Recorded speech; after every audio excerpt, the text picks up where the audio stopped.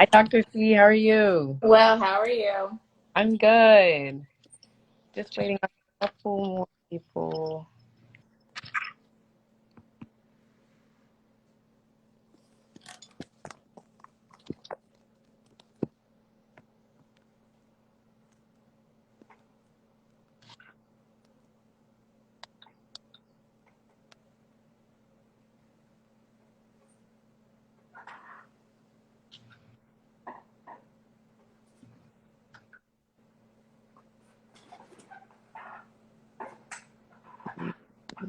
Hold on.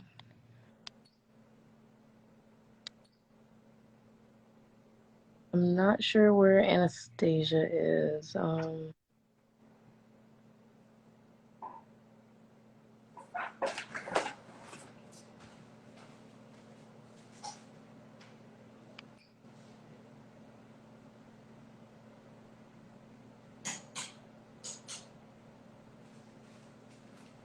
Well, for the time being, I'm just gonna go ahead and introduce myself. I'm Pam. I'm an intern with Urban Health Media Project. I am the moderator for this evening. Our topic is going to be suicide and self-harm. And this is a topic I'm passionate about because I for mental health, and I want, even if you're not experiencing any suicide ideations or you've never participated in self harm, you know how to help your friends if they ever have experienced or are going through it currently. We have Dr. Hayling-Williams. She may introduce herself. Oh, I see. Anastasia. Dr. Williams, would you like to introduce yourself? Hi, I'm Dr. C. I'm Dr. Charlayne. Those are the two easiest ways to reference me. I am the founding president of Community Wellness Ventures, a comprehensive human services agency centered on behavioral health in Ward 8, Washington, D.C. I'm an advocate for behavioral health, which is the intersection of mental health and substance use, and a national voice for what works in the Black community, and a real advocate for systems of care and public health integration. Happy to be here. Nice. And we have Anastasia, who is joining from the My Brave Teens Instagram handle. Like to introduce yourself? Yeah, apologies for being a couple minutes late. I thought we were going live on my Instagram for a second, so I was literally I live. the live to tell you that, so I was like, I think she'll figure it out. No, that's totally fine. But yeah, my name is Anastasia. I go by Anastasia, actually, not Anastasia. Yeah, no worries. Yeah, so I'm 18, just graduated high school. I ran the This Is My Brave Teens account for about a year and a half, and I'm actually going to be transitioning out of running it. I don't know if any of my followers are on here right now, but you might have noticed that I personally have been posting less, and Jada Bromberg has been posting a lot more. So she's going to kind of been gonna be taking over the platform for a bit. But yeah, I've been doing mental health advocacy for the past, I want to say, 2.5 years throughout high school. I work with This Is My Brave on different teen mental health initiatives and co-producing all of their different shows. And I'm currently working on a children's mental health education startup that I'm planning to take to an accelerator program at NYU, where I'm going to college in the fall. So Nice. yeah, lots of exciting things. That's Thank awesome. you. Thank you. Oh, okay. And I'm going to add our last panelist, Jasmine Haynes. Hi, Jasmine. Hi. So, Yeah, so one, I'm gonna apologize to you for being a little late and being in my car, obviously. So my name's Jasmine Haynes. I am currently a master's student getting my master's in professional counseling psychology at Florida International University in Miami. I originally went to USF, University of South Florida, and I studied psychology there. So I'm trying to be a sports psychologist. I used to be a Division I softball player, so mental health and athletes is something very big to me, but also just the general aspect of mental health as well. And I'm really happy to be on this with you guys. nice. Great. I'm happy that everyone's happy to be here. Um, for our viewers, I just have a couple quick facts for us and some definitions so we can get rolling into our conversation and our questions. For one, suicide, the is death caused by self-directed injuries, behavior with intent to die as a result of the behavior. Suicide attempt is defined as non-fatal, self-directed, potential dangerous behavior with intent to die as a result of the behavior. A suicide attempt may not result in injury. And suicide ideation refers to thinking about, considering, or planning suicide. And self-harm, the definition is the act of purposely hurting oneself as an emotional coping mechanism. Those are going to be like our main topics for this evening, and just a couple of statistics for us. According to the CDC, suicide was the second leading cause of death among individuals between 10 and 34. Um, and a statistic from Maryland says that suicide trends are found similar.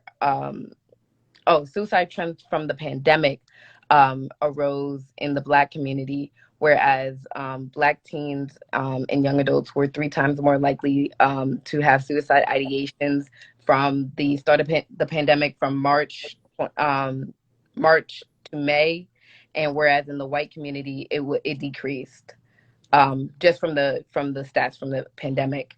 And I think that's a starting point for us to think about, just because suicide and suicidal ideations usually start from, the environment, and if you have people to reach out to, and being in a closed, confined space where you're not usually used to being kept in and having distractions, I think, or you are, brought in and you're loved and you have a better community at home, it really depicts on how your mental health is going to take from that. I want to start our first, panel question off with: our panelists, do you think the way some members of Generation Z downplay suicide is desensitizing the seriousness of suicide? I think it could go either way. Being a little part of Gen Z, I think that the downplaying could be seen as a coping mechanism. Some people kind of use the humor part of it to kind of not sometimes raise awareness, but also get past it themselves. Some people kind of use humor to just get over it. I can see also from another point of view where it could be downplaying, because, too much humor could seem like, it's not serious and no one cares. Right. Personally, I've never really sat and thought about it to where I feel like it. I mean, just from my fair share of, scrolling on social media, I've seen some, humor downplay with it and stuff. And, I mean, like I said, I can see it either way. So it's kind of in the eye of the beholder, I believe. Yeah, I agree with that. I think it honestly depends on the type of communities that you choose to participate in. Because, for example, I've been taking a break from social media, specifically Instagram, for the past few months. I temporarily disabled my personal account, and also I've been off of the This Is My Brave Teens account for quite a bit as well. And I personally have not just been exposed to any sort of mental health content or other creator content or anything that relates to mental health, whether it's advocacy or humor surrounding it. And so to me, I don't feel as though anyone is diminishing like the magnitude of mental health issues or suicidal ideation just because I'm not exposed to people doing that or saying things about it, if that makes sense. And so I think it really just depends on what types of communities you choose to participate in online. However, I do agree with what you were saying earlier about how when you use like self-deprecating humor, you just joke about suicide or mental health issues, it creates this weird atmosphere where I feel like some people can't decide whether to laugh along with you or to truly, have a desire to actually help you in some way. And I think also because of social media and because information and just content is spread so rapidly and easily across a large magnitude of people, it kind of while normalizing the conversation around mental health, which is good, I feel like it also kind of, it in a way does downplay the effects of mental health issues, because it makes it seem so common and so normal, as if like everyone experiences suicidal ideation, even though that's not the truth. And it actually is a very severe thing if you're experiencing that. So yeah, it's this weird mix of like both good in the way that like that social media promotes advocacy, but then also bad because it kind of promotes this whole like diminishing of mental health issues. I think both of your perspectives are super fresh and on point. I'd say that we all do certainly have a responsibility. Peers have a huge role in just development, particularly in the adolescent period, where folks are more impressionable and seek to sort of fit in. And it's worth underscoring that no amount of downplaying supersedes the systemic factors that result in young people feeling like life isn't worth living. They can exacerbate those feelings, as was mentioned, in terms of, feeling like, well, if everyone's doing it, and maybe give an additional push, which we can talk about those pushes later. But the ultimate push factors, if you will, would never be things like social media alone, sort of downplaying suicidality, hopelessness, and a lack of value for one's life, and the true belief that death would literally be better than life at that given time is essentially what suicide results from. And so the question really becomes, how do people get to that place, and what factors writ large, like poverty, injustice, community violence, lack of access to resources, the international broadcasting of murders at the hands of police that really communicate the devaluing of lives and say, well, why would you stay around? Because this is a likely outcome for you if in fact you were already in a vulnerable space. Those things are likely much greater culprits. That is an excellent point, Dr. C. About the environment and things like that. I think the statistics from the Black being raised and stuff like that, a lot of tweets on Twitter, like around last summer, and having to be like, even in the midst of a global pandemic, that our lives still are on the like are being are disposable, truthfully, at the hands of the U.S. government and the U.S. police. That really took a toll on a lot of people, and they had to get off, and they couldn't see it, and they wouldn't watch the videos. That's an excellent point. Our next question is, what should any of us do to respond most appropriately if someone tells us they have suicide ideations, or they are wanting to kill themselves? I'll jump in there. The biggest thing is to respond immediately and safely, while respecting the person's preferences, but in seriousness, not ever taking that information or disclosure lightly.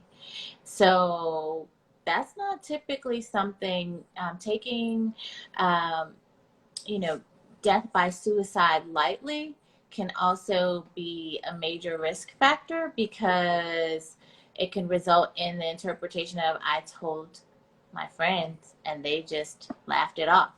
No one really cared. And so the more appropriate response is to communicate the severity, immediately offer support and professional resources. One major sort of misstep is that quite often in mental health, we all feel like we behave and we've had down days, so we all know how to address people who are having behavioral challenges and experiencing an unpleasant time. And that couldn't be further from the truth when we're looking at the clinical nature of mental illness or any type of, stability being at risk, because there are chemical factors at times, there are other social factors that, if controlled for in a very strategic way, it literally could mean the difference between life or death. And so there are always, as was publicized, suicide hotlines. There are emergency rooms all over the country have the ability to respond to suicidality or any other behavioral health crisis. And there are community-based organizations that are here, just like community wellness ventures, throughout the community, with licensed practitioners ready to confidentially intervene. Although death by suicide does rise to the occasion of having to disclose for the express purpose of saving a life, there's still privacy and confidentiality constraints. So one doesn't need to feel like, well, I'll just be, it'll be publicized or public information. No, that's not the case, but help will be sought, because all lives matter, right? Right. That's a good answer. Thank you. Mm-hmm. Yeah, I think also, if someone comes to you, make sure you're in the right headspace.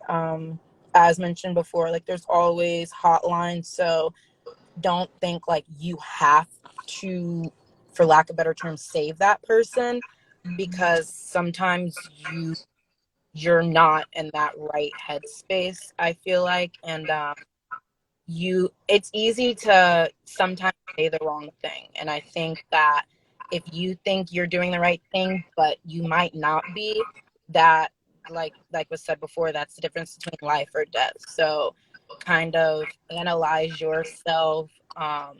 And again, worse than worse, there's hotlines and groups and things, like an abundance of resources, that even just you giving that could be saving their life, instead of you quote unquote talking the person down or anything. So I think being definitely aware of yourself and your knowledge and competence of suicide ideation, and how to work through that. I mean, not everyone is capable of talking to someone that does have suicide ideation, but that's okay. I mean, because there is someone who can, and if all you do is refer that person to the person who can, then you're as much as a hero as the person who they get to talk to. That is a good answer, period. Anastasia, saying it right?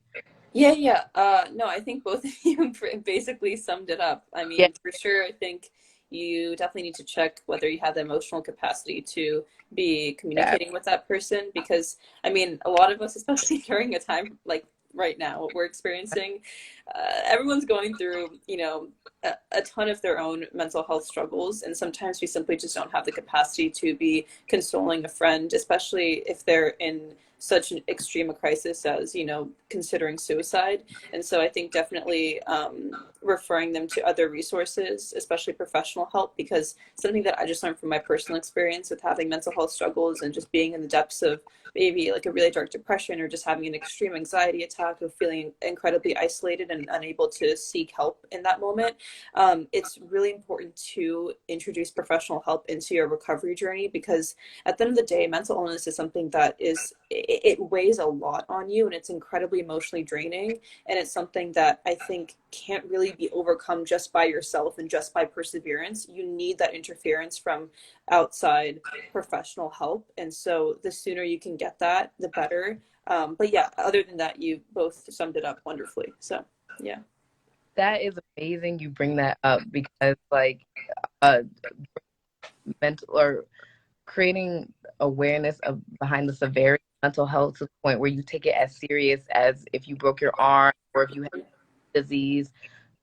people think like, a week if they have to go see a therapist or have to, like, I mean, we'll have to talk about the stigma behind mental health medication another day. But like, they're weak, they're not strong enough, didn't try hard enough, didn't if they have to get on those type of pills. But and the truth of the matter is, it's an illness for a reason. Like, you're not gonna be like, yeah, no, I'm about to walk this broken leg off. Like, no, you have to go to a trained professional that went to school to teach you how to do this. Like, that's an amazing. Everyone has amazing.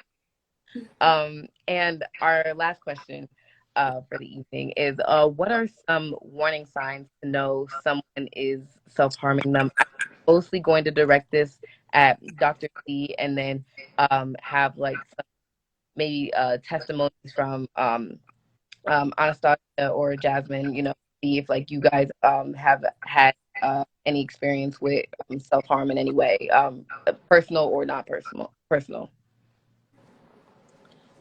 Thank you. So, as I think everyone should carry the banner of being a mental health or behavioral health advocate. And, that's the one thing that we can all do regardless of our background or professional interests, or personal experiences. And that's what we want to normalize, because health and wellness is something that everyone can sort of grab onto. And if we think about the most successful people that many young folks look up to, like professional athletes and really, wealthy individuals, they all openly talk about their therapists as a part of their teams, right? So they have trainers and they have chefs and they have therapists and so as the more we normalize the discussion that health doesn't equal illness and illness doesn't equal forever. Mental health occurs on a continuum. One can be experiencing, and I honor your journey, Anastasia, and thank you for sharing so openly, because we need more people to say, like, you don't see me, this is what, a person surviving mental health challenges looks like. And I'm going on, pursuing my dreams in college, so on and so forth, and engaging in the services and supports required to keep me healthy. And so, having as she described so eloquently before, a period of extreme anxiety or depression doesn't mean every day is that way. And it doesn't mean that you can't, seek the support that's required and thrive. And that's what most people, more than anyone knows, doing. People suffer from migraines. That doesn't mean you're having headaches all day long.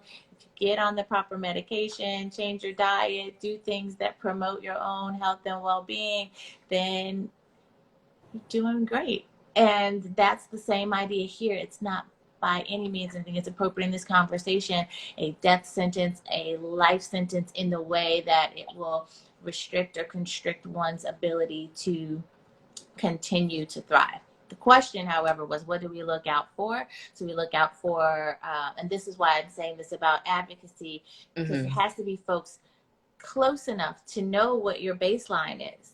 So if we notice any shifts in one's mood or patterns that are significant enough to raise an eyebrow, that's a time to sort of pay attention and inquire. Not a time to automatically try to diagnose or be, hypercritical, but just like, hey, I'm noticing the last 3 times I called, you didn't answer. You always answer. Or you refused ice cream, and it seems like a slight thing, but when you know someone well, then you know their patterns and you know what changes to look for or what looks or feels different. And that's worth exploring. So quite often we see a change in habits or joy in things that once brought joy and happiness. Isolation, which was harder to detect during quarantine. Right. But, yeah. Isolation for sure. And also, though, there are different ends of the spectrum. So, again, it's that emphasis on change, significant change in mood, because it can look like anger. It doesn't always look like sadness. It can look like outbursts and extreme anger and pushing folks away, which is another form of isolation that people are typically, become defensive and like, fine, you want to act like that, I don't want to talk to you, as opposed to drawing that person closer. And that is something, if we could all lead with empathy and really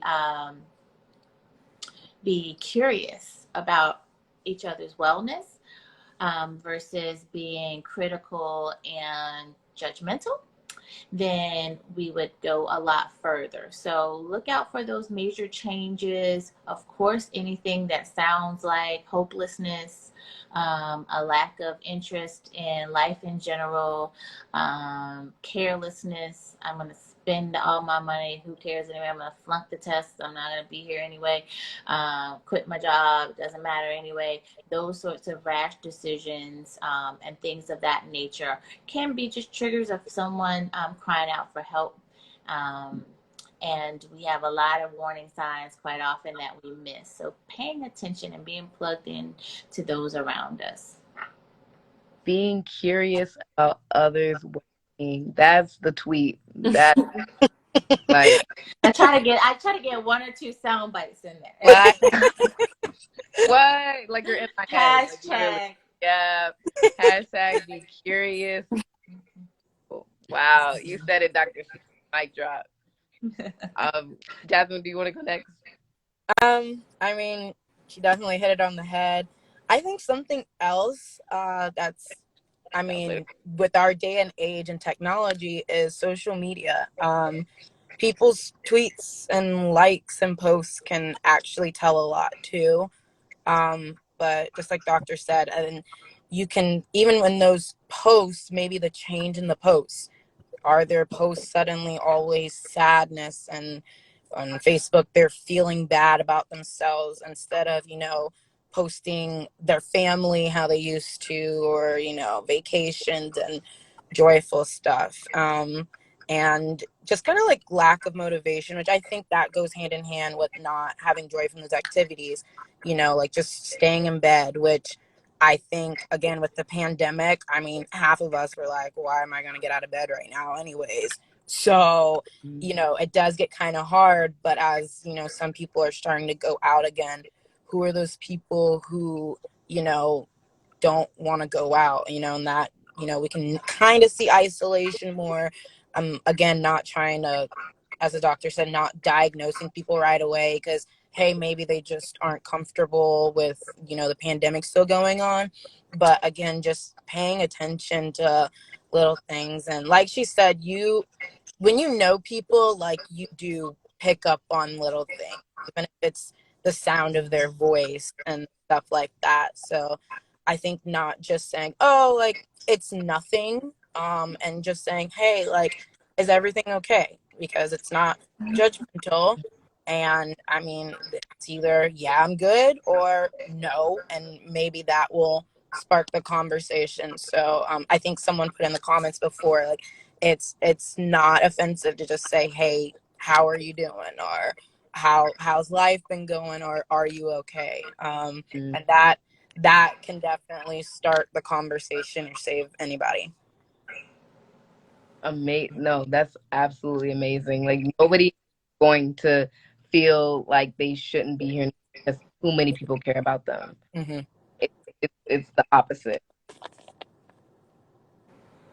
Anastasia. Yeah, I really do agree with everything that you guys are saying. However, there is one thing that I wanted to touch on, which is, so I read this book a few months ago. It's called Perfectly Hidden Depression, by Dr. Margaret Rutherford. And she was talking in her book about how there are some people who have depression, but they're so good at concealing it and so good with continuing on with their normal day-to-day schedules and participating in all of the activities they're used to participating in, and basically presenting this persona of a person who has everything perfectly together and they're happy and they're successful, they're getting good grades, they have a good job, they're making money, you know, like from the outside, they display all of the characteristics that someone would associate with someone who's happy, successful, and just fulfilled in life.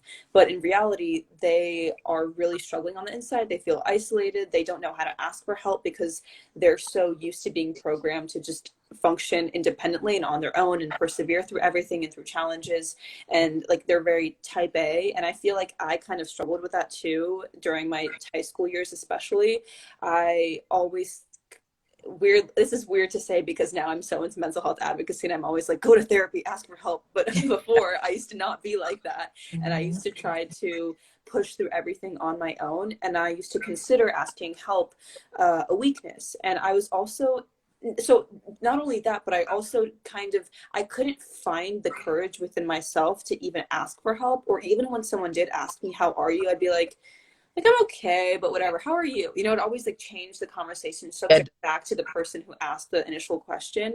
And so I would always find little ways like that to divert the attention from me back to another person or just to another subject, because I was so uncomfortable with all of the unpleasant feelings that were going on inside of my head and just the confusion, depression, anxiety that was going on, that I simply didn't know how to articulate what was going on inside of my head, inside of my heart. And I was just confused on my own.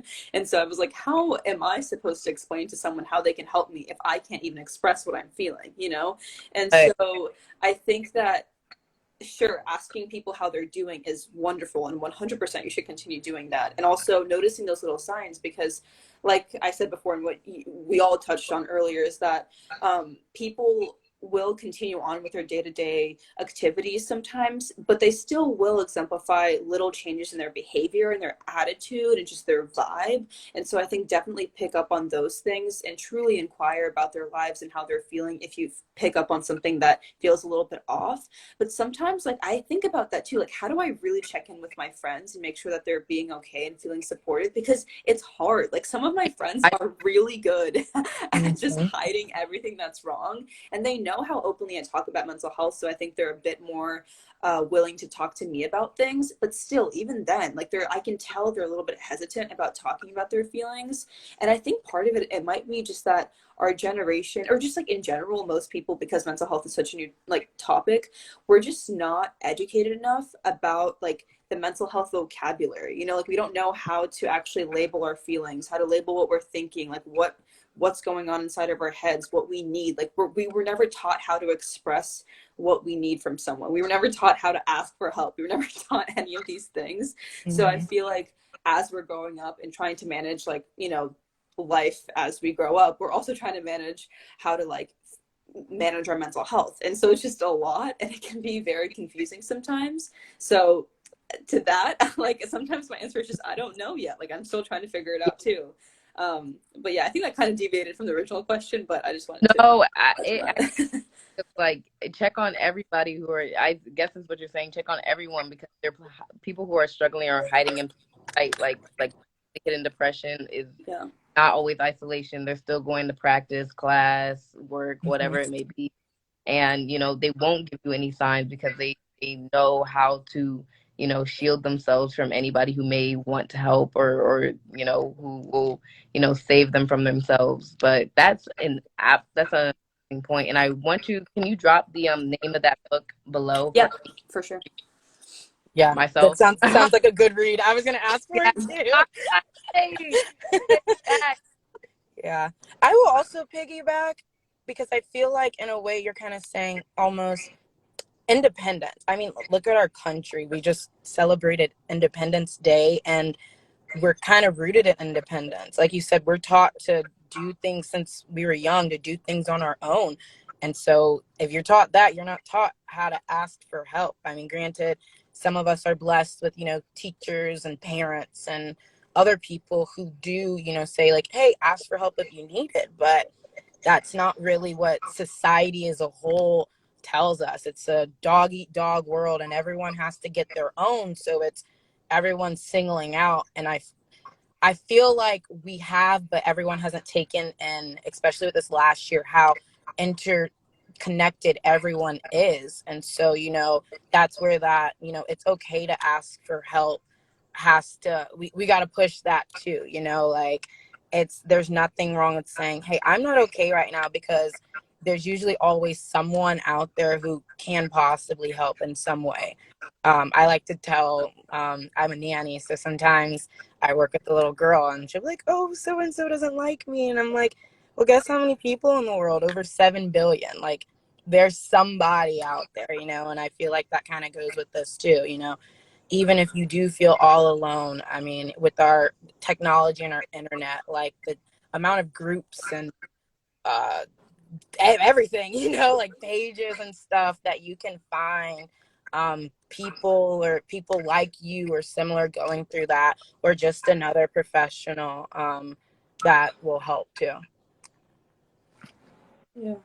Absolutely correct. I honestly learned a lot from this. I really think that you guys are all amazing women who are going to go out and be the change that the world needs for mental health, and not just within your own communities and your own circles and your own families, but for people who are really just struggling on the outside that you may just come across and they really need them. And that's really how we change the stigma behind this. Like you were saying, Dr. You know, or when you know you care about people and you're curious and you're not judgmental. And Anastasia, when you're saying like, you know, um, people who are really just have it all together and you're actually like, you know, intuitive about what's going on. That that's how we're going to change things, and that's how, you know, the statistics are going to look a lot better. And I really do hope that anybody watching is who may be struggling with any of these, or knows somebody struggling with suicide, self-harm, you take these tools and you bring them back, and you really get people the help you they need, or get yourself the help you need, because we all want you here. We love you. And like Jasmine said, there's 7 billion people in this world, and you will have your circle and you will have your community here. Is there any pressing thoughts that anybody would like to say before we close out? I just wanted to say thank you for Yep. having me on this panel. Definitely. Yeah, I learned a lot, and it was great meeting you all. Yeah, no, I'm really gonna check out that book. Hey, That's not like what you broke down. That was the best you I've heard in a while for a book. This is about to get me out of my slump. That's good to hear. Amazing. Great work, Urban Health Media Project. This is really important work to chronicle the stories and narrate sort of the conditions that people are living in. It's so very important. So thank you to you guys. definitely. Yeah. Thank Thanks, guys. I hope you guys have a wonderful evening, and please join us back next Thursday at 7 p.m. for our next Therapy Thursday. Awesome. Take care. Bye. Thank you. Bye.